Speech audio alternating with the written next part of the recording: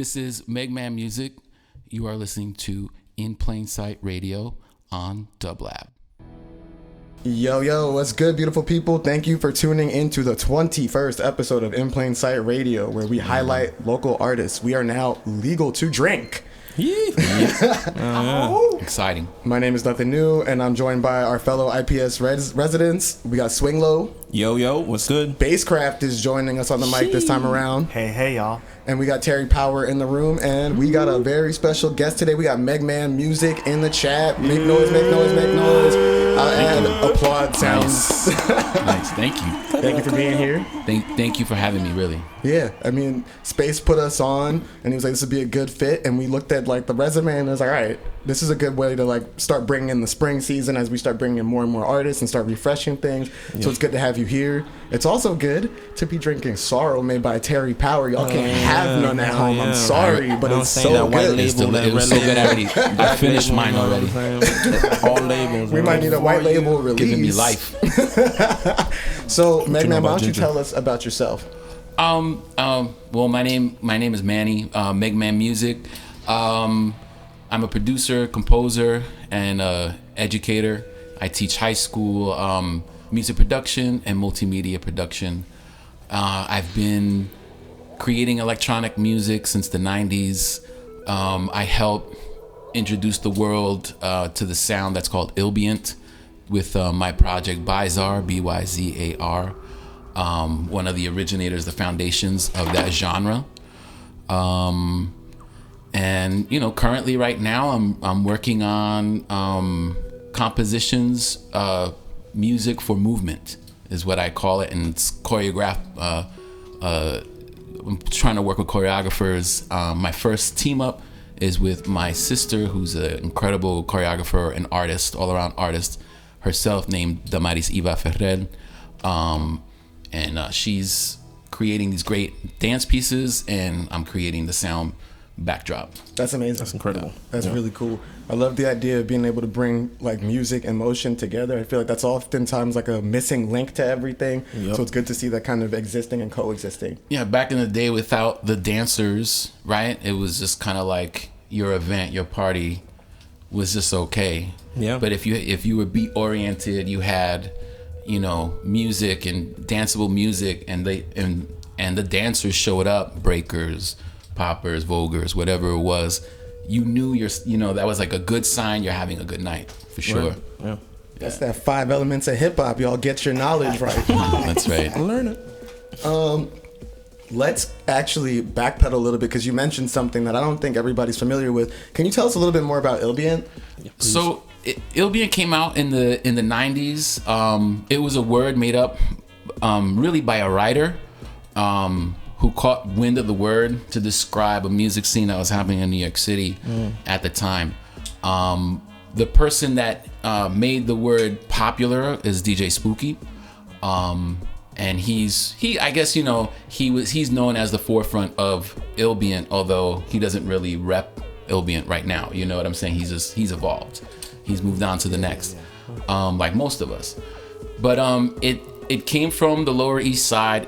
The birth of it really was early. Those early parties in Brooklyn called La La Landia, I think, was one of the first like ambient kind of what you would be considered ambient, I guess, which were happening type parties where there'd be inflatables and waterfalls and crazy sound systems and it's just He said inflatables, and the first thing that pops to mind is not a huge inflatable environment. An inflatable environment, like an inflatable room, and separate inflatables. Yeah, so you walk into the space and you'd be in the bubble, literally. So it's like an immersive kind of thing.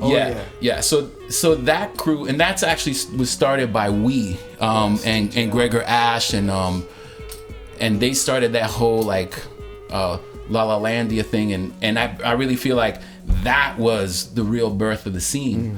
Then it kind of migrated to the Lower East Side, and we all started going to this spot called the RV that was run by Tim Sweet, and he it was his space where he lived. He would move the sound system around every time. So anytime we went in there, it'd be a different sound environment.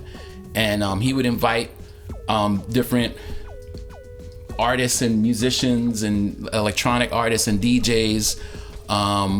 It was in that space was the first time I had ever heard a DJ play blues with a hip hop beat, in my life. It was like we were really digging. This is like early 90s. Oh yeah. Early 90s. Oh yeah. And so a lot of us that were involved in that event kind of just started doing more events around the city. We did events at this place called the Gas Station that's no longer. Molecular. Yeah, Molecular at the gas station. Yeah. There was Flame. There was Abstract Wave. And so, we would, depending on the space, every group or DJ or whatever you want to call it, group of musicians, we would bring the proper gear to turn out that space. You know what I'm saying? So it was just like a bar, like a 3 Cups lounge. It was just like a bar with some seats.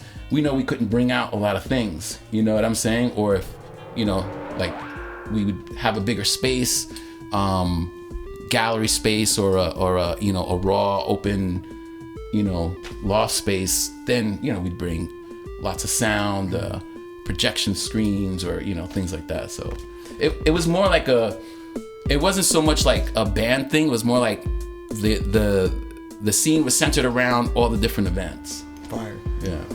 I'm gonna pause real quick because we did not mention that Annie Warhol is not here in spirit, but she is always, you know what? Annie Warhol is here in spirit. She's just not here in the flesh. She dropped these questions for us.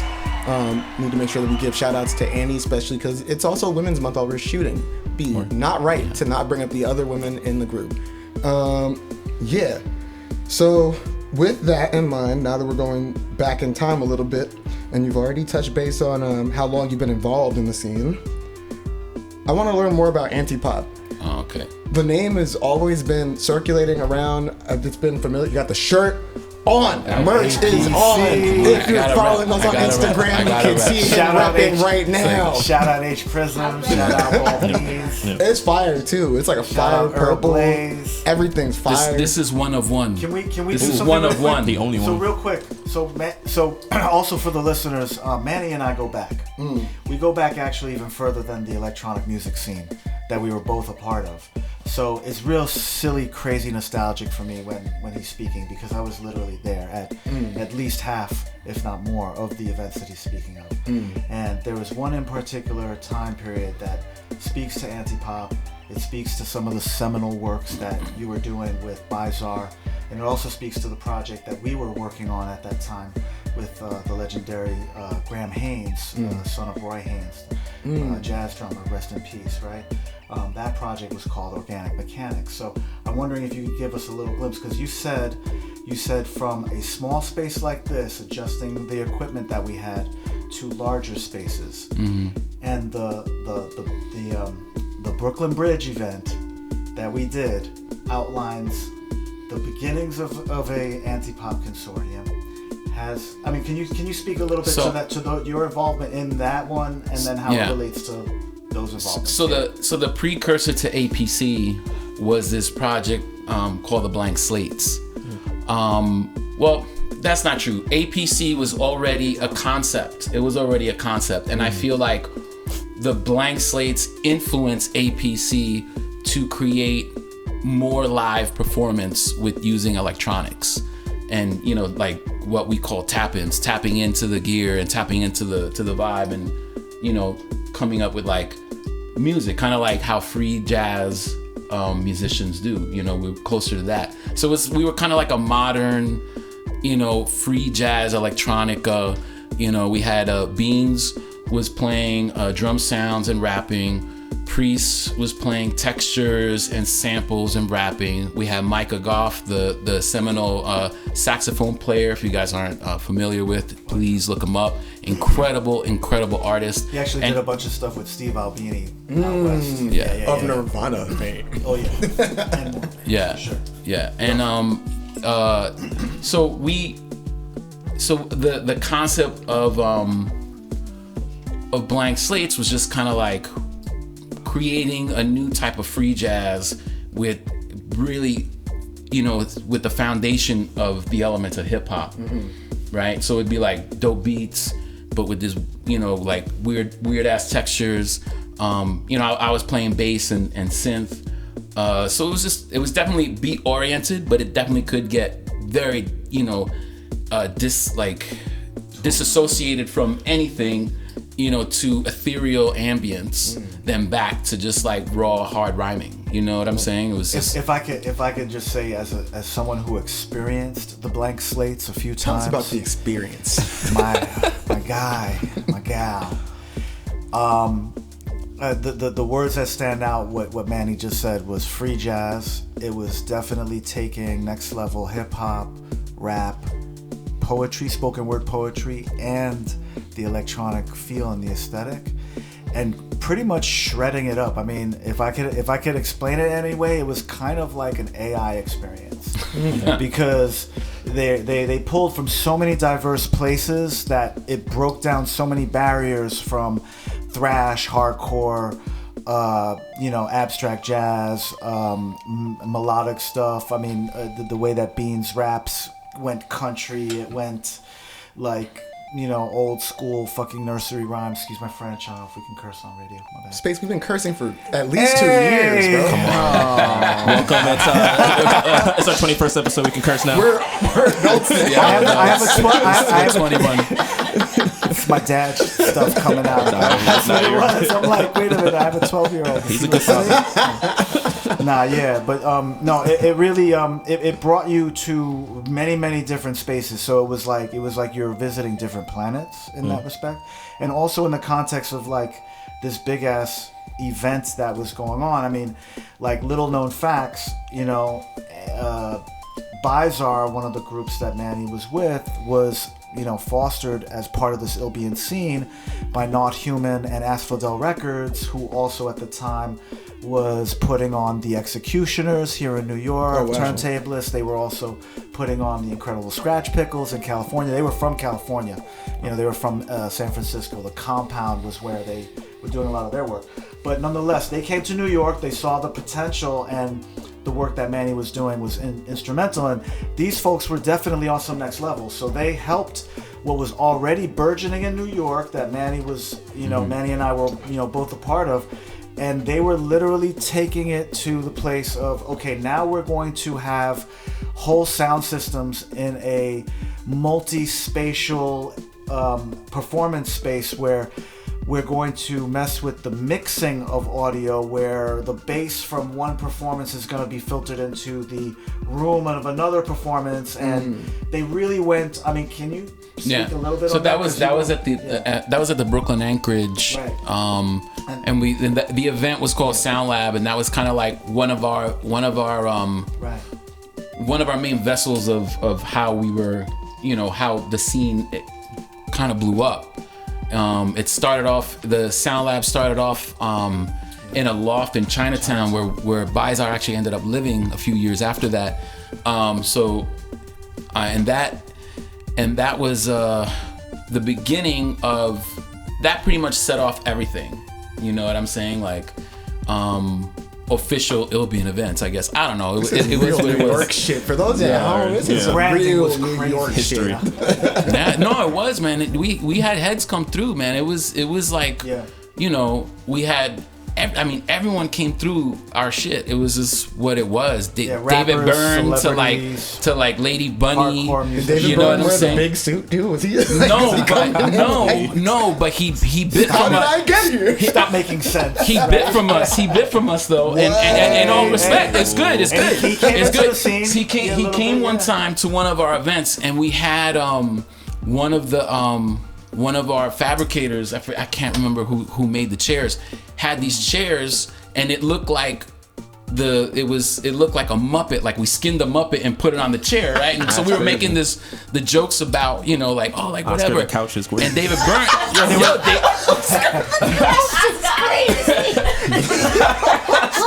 real, it was like blue and There was a red one like Elmo, like They were functional. They were functional installations. Yeah. you know? not come back from Like you could actually sit. You could actually sit on Elmo's lap. yeah, the skins after he was hunted. And so David Byrne went to that event. My bad. Man. Yeah, see what happened when DEI out of here? Elmo and the streets getting turned into couches. I mean, let's not get into Elmo's history, right? Wow. Back to David Byrne. Sorry. Yeah, murdered. Sorrow lives Yo, getting I it, never yo. liked High on Elmo. ginger. I never liked Elmo, man. I was so happy when I saw him as a For real, I was couch. just like, we got him. We got him. We finally got Team Rocco, bro. With the rock. So David Byrne came to that event, and he obviously saw the couches, and so his neck it was either on David Letterman he performed or Saturday Night Live, and he came out in a freaking suit. In a Muppet suit, like not like a Muppet, in a Muppet skin suit. You know what I'm saying? Which was Clearly dope. bit. Which is dope. You know what I'm saying? Wasn't mad at that at all. Inspiration. But you know, we were definitely, Yeah. you know, we were infecting the culture 100%. Yeah. Heads would come through, Zulu Nation would come through. It was like yeah. we were down, like it was crazy. It was just like at any moment of the night, because we, you know, it was like long nights. We start at, you know, 9 o'clock and end at, you know, whenever. And it would just be like waves of different heads and crews and different vibes from the city, you know. But going back to the Brooklyn Anchorage, and I'm gonna bring it back to Blank Slates and Anti-Pop. So the Brooklyn Anchorage, we were working with a creative time. Yes. And Ann Pasternak, I think, was the leader at the time. Great lady, because I hope I'm saying your name right. She really took risks and like was like, nah, we're gonna make cool shit that's happening. We're gonna get the people that are really doing the stuff. And so they had this big launch, and we did the event in the Brooklyn Anchorage, and we were the first people to do an event like that at the time. No one else had ever used the Brooklyn Anchorage that way. Right. You know, and after Multiple us, it was like, you know, spaces. it's like in commercials and people have done weddings and all kinds of Spatial. shit. Yeah. It was wild. Yeah, so it's like we had in all the different chambers, we had different sound systems going on, and on the outside we had the master mixer. Yes. And we were literally It was like an on the RV fly mixing of equipment. Yeah. mixing Yeah, it was sick. each room. Yeah. And then we could hear it. So then he'd take out, so the brainiac behind this was Quantic from Bizarre, Akeem Adams. Shout out He would Akeem. take out Mix Master. He would take out, and the foundation, the founder of Bizarre, he would take out like the bass from our room and put in like the bass from this is like from, Psycho from, Live from the blank remixing. slate, Live remixing. and like Yeah. a weird scratch that Spooky was doing with like a wave sound from the guys from We, you know what I'm saying? And then it would be in our sound system, so we were all jamming. Wow. We were all jamming. So this was the shit we were doing. This is the shit we were doing back in the day, inspired definitely by Andy Warhol and the factory parties and all Real that. life Because stuff. those heads would come through and be like, "Yo, this is like our shit." Yeah, like wow, rehashing. you know. So it was really great. So Blank Slates, you know, we were the live aspect of Anti-Pop. Anti-Pop was already in existence, happening. It was more of like the idea of Anti-Pop was a mixtape at first. Right. It was a mixtape, and then they were like, then Priest and Earl Blaze were like, we need to extend this, so it became like a group. Yeah, like a and then it was collective almost like almost. an MC feature. It was almost like, okay, so Beans is the feature now, Priest is the feature now, and now Saeed's the feature. It was almost like Shout out to Apani B-Fly MC. yeah. All right, she was the first female MC on the first single, Disorientation. Yeah. Tragic on Epilogue. vinyl. Yeah, it was on vinyl. There was no MP3s back then. There was no CDs. They were burned CDs, but you know, it wasn't easy to get your shit. Yeah, that's Tragic Epilogue, and that's my first producer credit for the track Eyewall on there. You guys have obviously been through a lot, MegMan. You've seen so much of the city change, the industry change, the technology and equipment that you've worked with and used change. And just based off of that, I want to know how has it affected the way you work? What are the things that you think have changed for the better and for the worse, and just like how has that like influenced you? Well, as far as technology, I started off with my whole ambient or electronic trip was I literally had a microphone and guitar pedals. Oh, okay. And because I'm actually a trained singer. That's what from a little kid to now is like I'm trained as a singer. I'm a multi-instrumentalist. So I was singing in this project, and then I kind of lost my ability to sing. It was more a psychological thing. And I was invited to show up, and my boy was like, here's a microphone, here's some delay, do whatever you want. I was like, oh, freedom. So I kind of went off and, was doing all this stuff, but I really felt I wasn't as effective. Like my sound was just so like ethereal, and I couldn't grab onto anything. And then I was playing bass at the time, and he was like, oh, why don't you, it was Akeem. It was Akeem that invited me. Keen Adams, Quantic from Bizarre. He was like, oh, why don't you play the bass? You're playing the bass. I'm like, oh. And I'm like, yeah, but it's just the bass. I want to be like, I want to have the weird sounds. He was like, oh, here, try this thing here called the Moog. And I'm like, oh, what's that? And it was one of the Radio Shack Moogs. Oh, the realistic one. So, it's badass.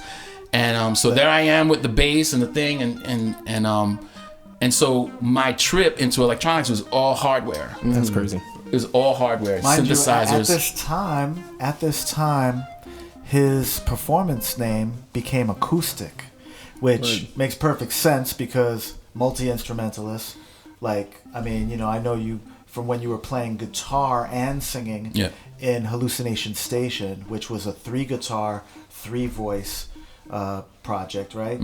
And Acoustic, taking the letters and the words, also with Quantic, so flipping letters like on a graffiti futuristic tip, using Y's in the letters. So like perfect Y, transition. Y access, Y use Y. It's like just a play on words. Yeah. A code. All our code names were Y chromosome. very you know what I'm cryptic. saying? There's just a lot of different functions for us using the Y in our lettering. It's giving Ramelzi, man. language. Yes, absolutely connected to Ramelzi's work. Yeah, and on some Dada shit too. Straight. It's like it just is for the art. You know what I'm saying? Like why ask why? It's like kind of silly, but it's what it was. Necessary though. Yeah. So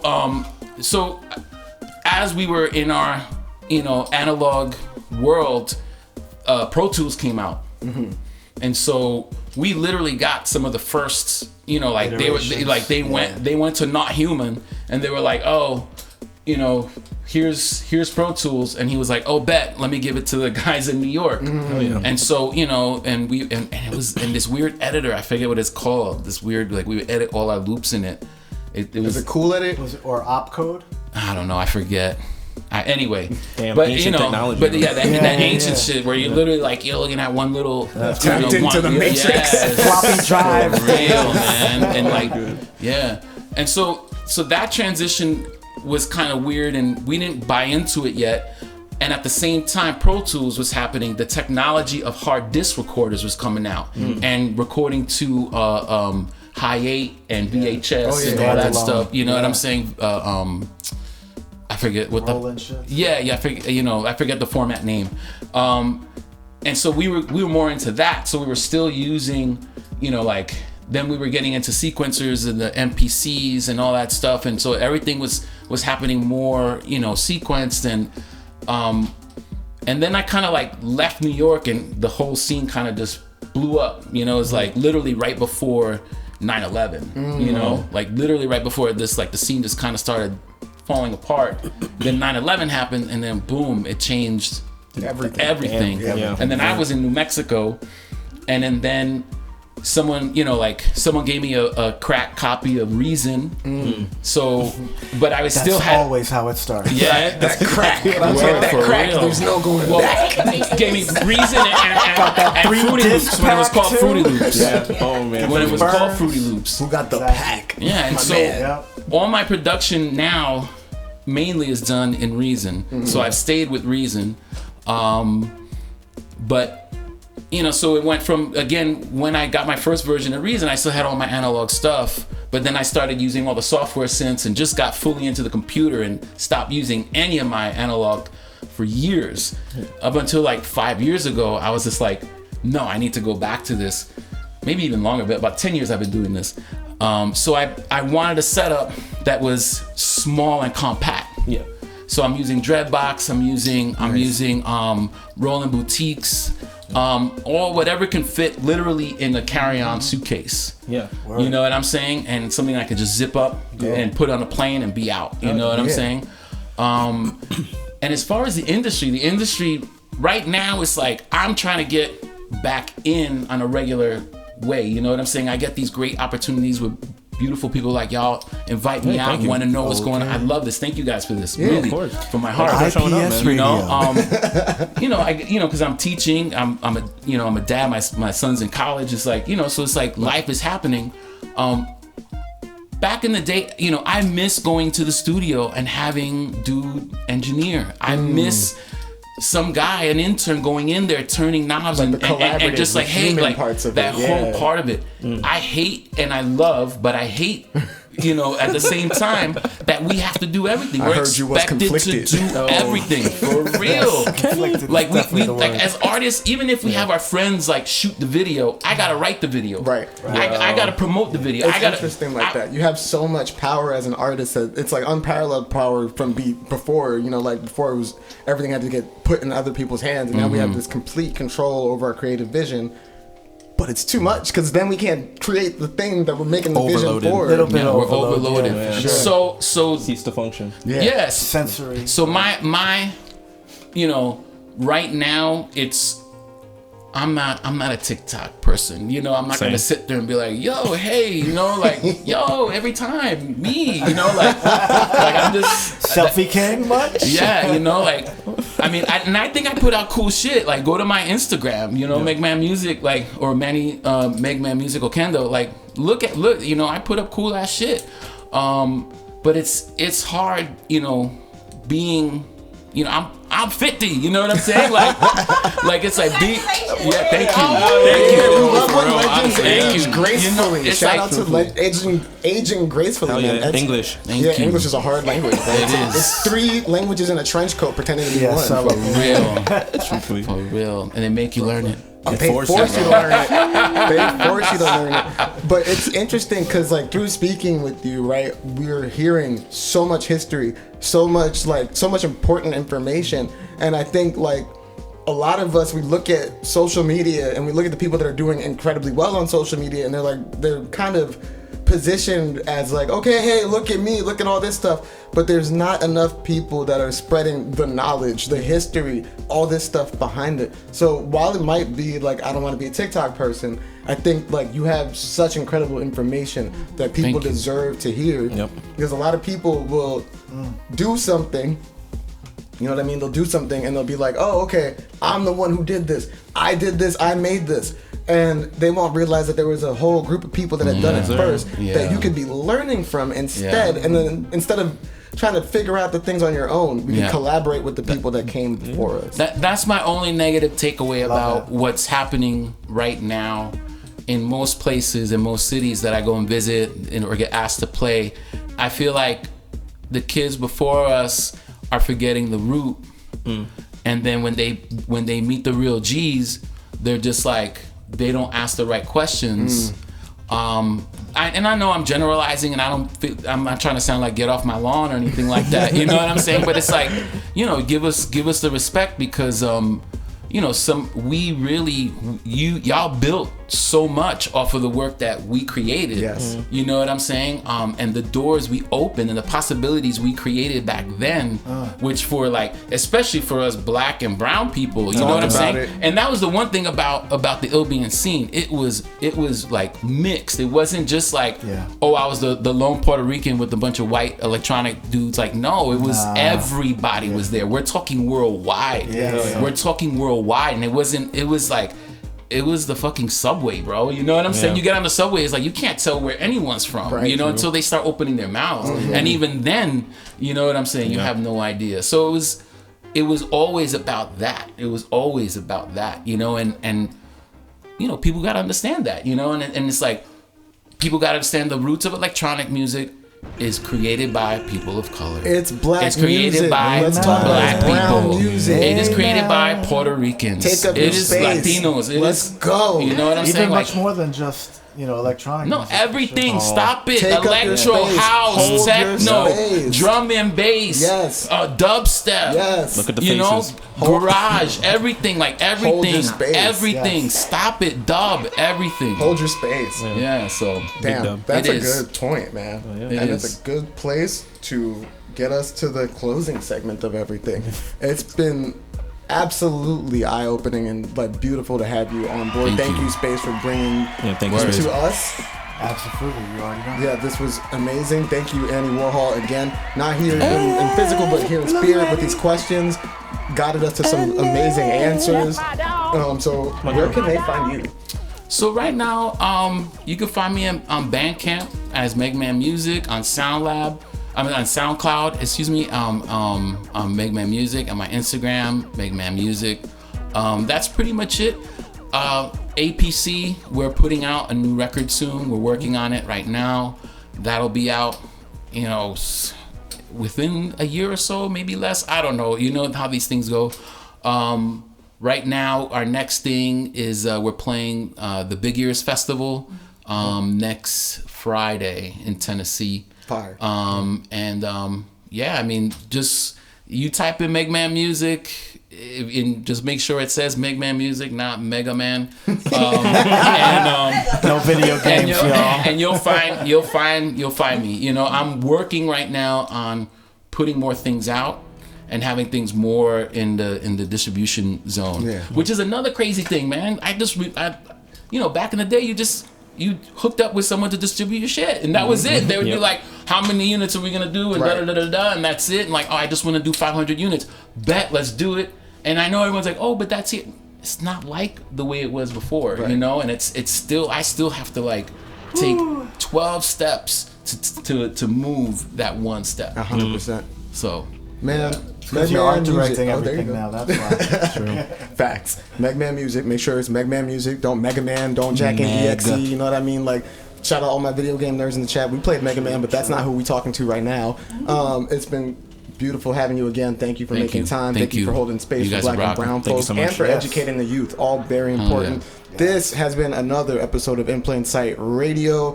Once again, I am joined by our residents Swing Low, Spacecraft. That's a convincing scratch. Terry Power in the building. Annie Warhol in the spirit. This has been nothing new. I'm signing thank out. you, Oh, Meg. but stay tuned because we got MegMan on the beats. Don't close the tab. MegMan will be dropping some stuff right after this. Thank y'all for tuning in. Peace. Oh, yo, thanks, Dublab.